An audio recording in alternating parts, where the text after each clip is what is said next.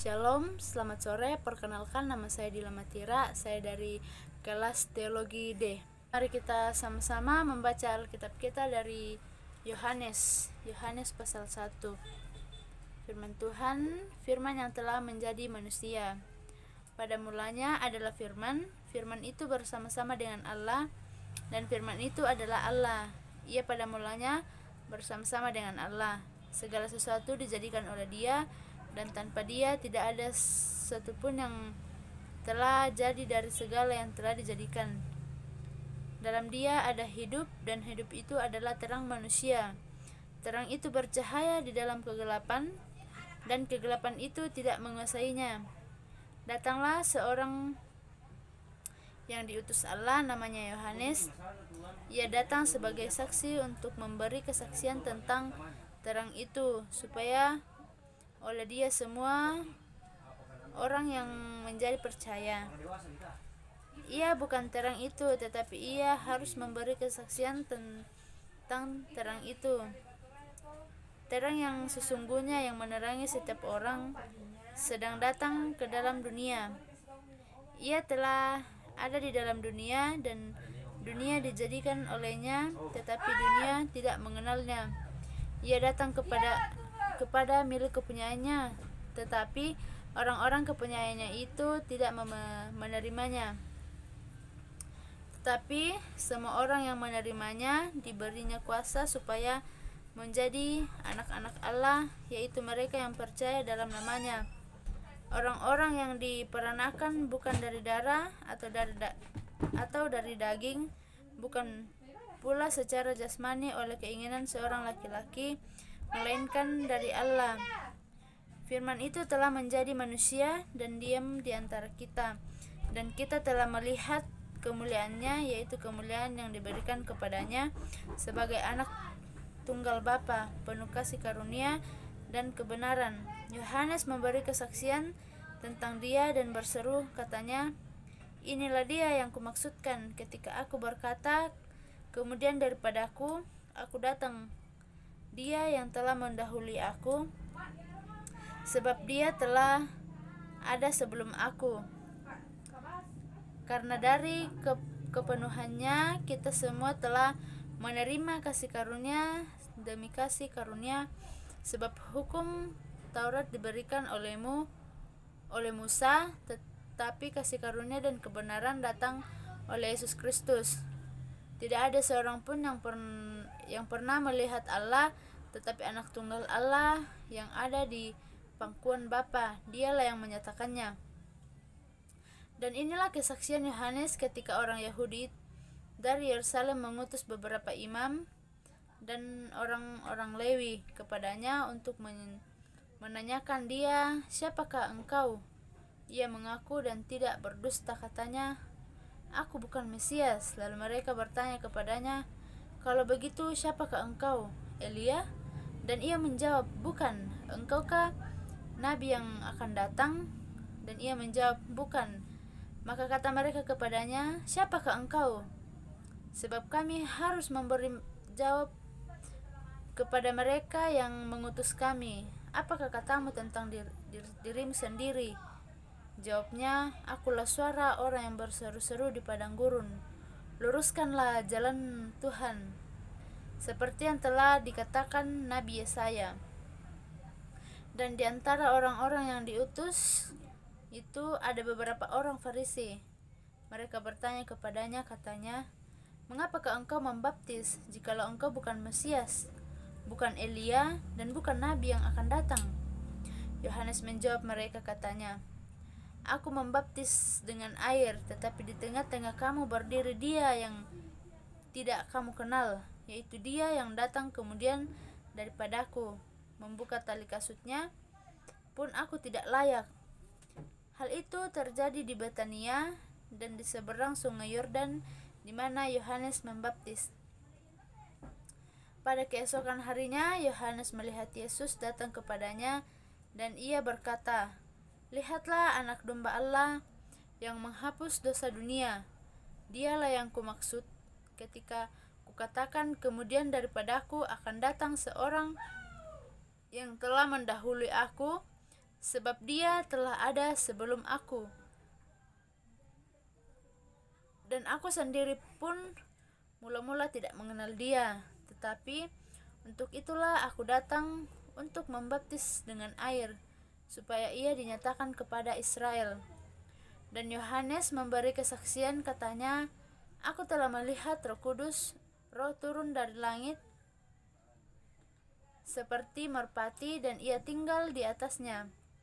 Dan aku pun tidak mengenalnya, tetapi dia yang mengutus aku untuk membaptis dengan air telah berfirman kepadaku, jikalau engkau melihat roh itu turun ke atas orang yang tinggal di atasnya, dialah itu yang akan membaptis dengan Roh Kudus. Dan aku telah melihatnya dan memberi kesaksian, inilah anak Allah. Pada keesokan harinya Yohanes berdiri di situ pula dengan 2 orang muridnya. Dan ketika ia melihat Yesus lewat, ia berkata, lihatlah anak domba Allah. Kedua murid itu mendengar apa yang dikatakannya itu, lalu mereka pergi mengikat Yesus. Tetapi Yesus menoleh ke belakang, ia melihat bahwa mereka mengikut dia, lalu berkata kepada mereka, apakah yang kamu cari? Kata mereka kepadanya, Rabi, atau artinya guru, di manakah engkau tinggal? Ia berkata kepada mereka, marilah, dan kamu akan melihatnya. Mereka pun datang dan melihat di mana ia tinggal. Dan hari itu mereka tinggal bersama-sama dengan dia.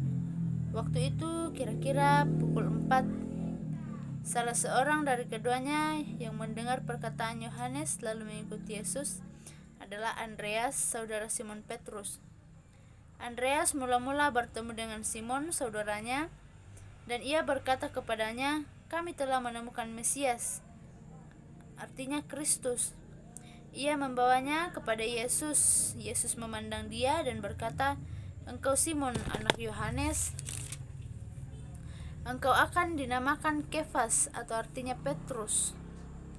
Pada keesokan harinya Yesus memutuskan untuk berangkat ke Galilea. Ia bertemu dengan Filipus dan berkata kepadanya, ikutlah aku. Filipus itu berasal dari Betsaida, kota Andreas dan Petrus. Filipus bertemu dengan Natanael dan berkata kepadanya, kami telah menemukan dia yang disebut oleh Musa dalam kitab Taurat, oleh Tuhan, oleh para nabi, yaitu Yesus anak Yusuf dari Nazaret. Kata Natanael kepadanya, mungkinkah sesuatu yang baik datang dari Nazaret? Kata Filipus kepadanya, mari dan lihatlah. Yesus melihat Natanael datang kepadanya, lalu berkata tentang dia, lihat, inilah seorang Israel sejati, tidak ada kepalsuan di dalamnya. Kata Natanael kepadanya, bagaimana engkau mengenal aku? Jawab Yesus kepadanya, sebelum Filipus memanggil engkau, aku telah melihat engkau dari bawah pohon ara. Kata Natanael kepadanya, Rabi, engkau anak Allah, engkau raja orang Israel. Yesus menjawab katanya, karena aku berkata kepadamu, aku melihat engkau di bawah pohon ara, maka engkau percaya. Engkau akan melihat hal-hal yang lebih besar daripada itu. Lalu kata Yesus kepadanya, aku berkata kepadamu, sesungguhnya engkau akan melihat langit terbuka dan malaikat-malaikat Allah turun naik kepada anak manusia. Pasal 2, perkawinan di Kana. Pada hari ketiga ada perkawinan di Kana yang di Galilea, dan ibu Yesus ada di situ. Yesus dan murid-muridnya diundang juga ke perkawinan itu. Ketika mereka kekurangan anggur, ibu Yesus berkata kepadanya, mereka kehabisan anggur. Kata Yesus kepadanya, mau apakah engkau dari Bapakku, ibu? Saatku belum tiba. Tetapi ibu Yesus berkata kepada pelayan-pelayan, apa yang dikatakan kepadamu, buatlah itu. Di situ ada 6 tempayan yang disediakan untuk pembasuhan menurut adat orang Yahudi, masing-masing isinya 2-3 buyung. Yesus berkata kepada pelayan itu, isilah tempayan-tempayan itu penuh dengan air, dan mereka pun mengisinya sampai penuh. Lalu kata Yesus kepada mereka, sekarang cedoklah dan bawalah kepada pemimpin pesta. Lalu mereka pun membawanya. Setelah pemimpin pesta itu mengecap air yang telah menjadi anggur itu, dan ia tidak tahu dari mana datangnya, tetapi pelayan-pelayan yang mencedok air itu mengetahuinya. Ia memanggil mempelai laki-laki dan berkata kepadanya, setiap orang yang menghidangkan anggur yang baik dahulu, dan sesudah orang puas minum, barulah yang kurang baik, akan tetapi engkau menyimpan anggur yang tidak baik sampai sekarang. Hal itu dibuat Yesus di Kana yang di Galilea sebagai yang pertama dari tanda-tandanya, dan dengan itu ia telah menyatakan kemuliaannya, dan murid-muridnya percaya kepadanya. Sesudah itu Yesus pergi ke Kapernaum bersama-sama dengan ibunya dan saudara-saudaranya dan murid-muridnya, dan mereka tinggal di situ hanya beberapa hari saja. Ketika hari raya Paskah orang Yahudi sudah dekat, Yesus berangkat ke Yerusalem. Dalam bait suci didapatinya pedagang-pedagang lembu, kambing domba dan merpati, dan penukar-penukar uang duduk di situ. Ia membuat cambuk dari tali lalu mengusir mereka semua dari bait suci dengan semua kambing domba dan lembu mereka. Uang penukar-penukar dihamburkannya ke tanah, dan meja-meja mereka dibalikkannya. Kepada pedagang-pedagang merpati ia berkata, ambil semuanya ini dari sini. Jangan kamu membuat rumah Bapakku menjadi tempat berjualan.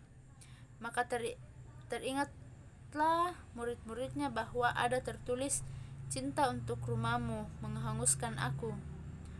Orang-orang Yahudi menantang Yesus, katanya, tanda apakah dapat engkau tunjukkan kepada kami bahwa engkau berhak bertindak demikian?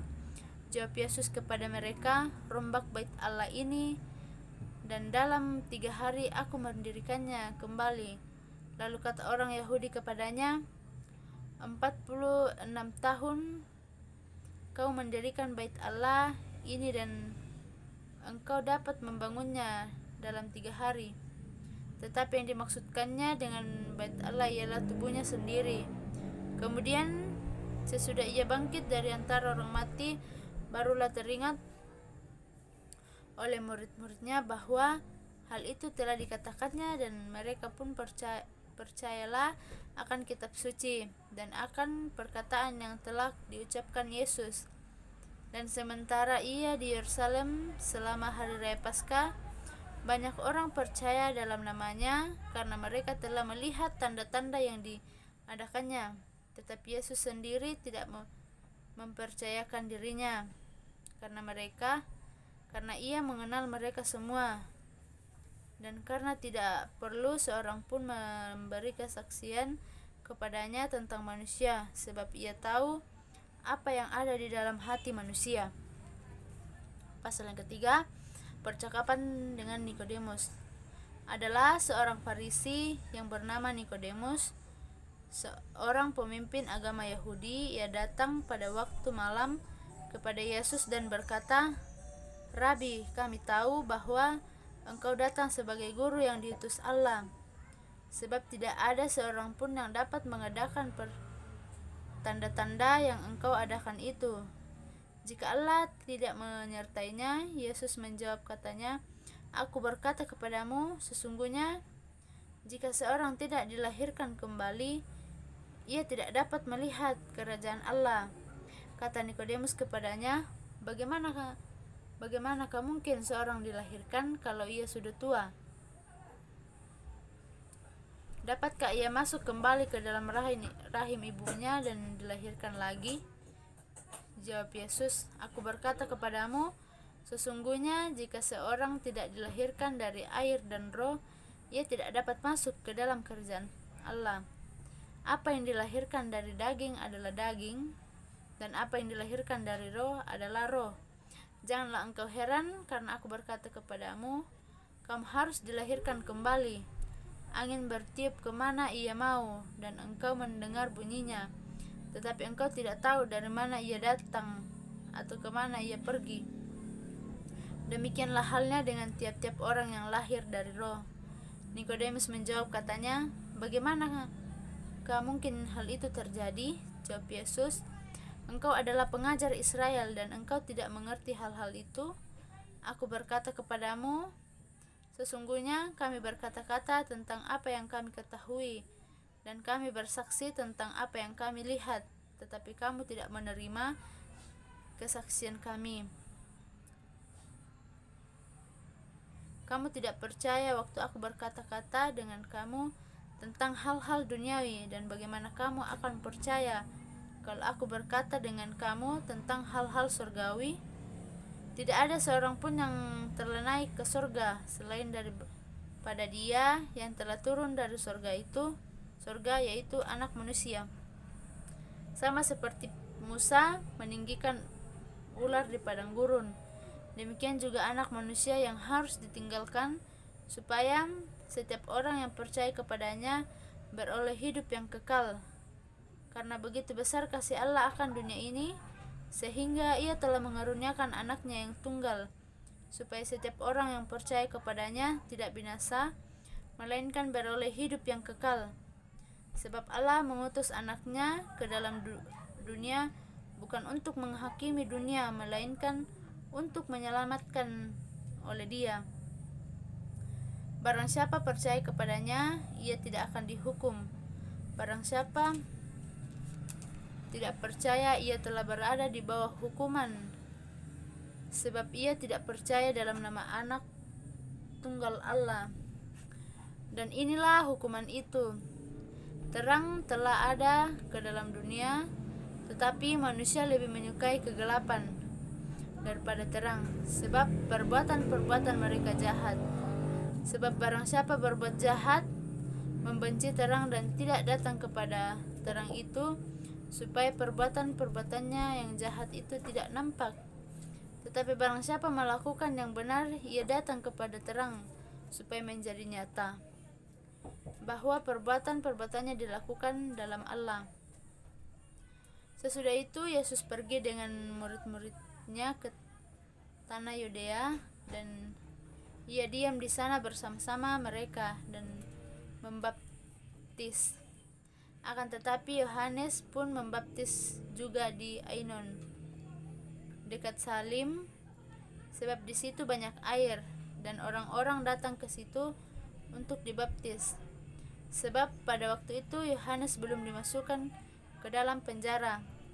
Maka timbullah perselisihan di antara murid-murid Yesus dengan seorang Yahudi tentang penyucian. Lalu mereka datang kepada Yohanes dan berkata kepadanya, Rabi, orang yang bersama dengan engkau di seberang sungai Yordan, dan yang tentang dia engkau telah memberi kesaksian, dia membaptis juga, dan semua orang yang pergi kepadanya. Jawab Yohanes, tidak ada seorang pun yang dapat mengambil sesuatu bagi dirinya, kalau tidak dikaruniakan kepadanya dari surga. Kamu sendiri dapat memberi kesaksian bahwa aku telah berkata, aku bukan Mesias, tetapi aku diutus untuk mendahuluinya. Yang empunya mempelai perempuan ialah mempelai laki-laki, tetapi sahabat mempelai laki-laki yang berdiri dekat dia dan yang mendengarkan sangat bersukacita mendengar suara mempelai laki-laki itu. Itulah sukacitaku, dan sekarang sukacitaku itu penuh. Ia harus makin besar, tetapi aku harus makin kecil. Siapa yang datang dari atas adalah di atas semuanya. Siapa yang berasal dari bumi termasuk pada bumi dan berkata-kata dalam bahasa bumi. Siapa yang datang dari surga adalah di atas semuanya. Ia memberi kesaksian tentang apa yang dilihatnya dan yang didengarnya, tetapi tak seorang pun yang menerima kesaksiannya itu. Siapa yang menerima kesaksiannya itu, ia mengaku bahwa Allah adalah benar, sebab siapa yang diutus Allah, dialah yang menyampaikan firman Allah. karena Allah mengaruniakan rohnya dengan tidak terbatas. Bapa mengasihi anak dan telah menyerahkan segala sesuatu kepadanya. Barang siapa percaya kepada anak, ia beroleh hidup yang kekal. Tetapi barang siapa tidak taat kepada Allah, ia tidak akan melihat hidup, melainkan murka Allah terhadap Allah tetap ada di atasnya. Demikianlah pembacaan kita pada sore hari ini. Shalom dan Tuhan Yesus memberkati.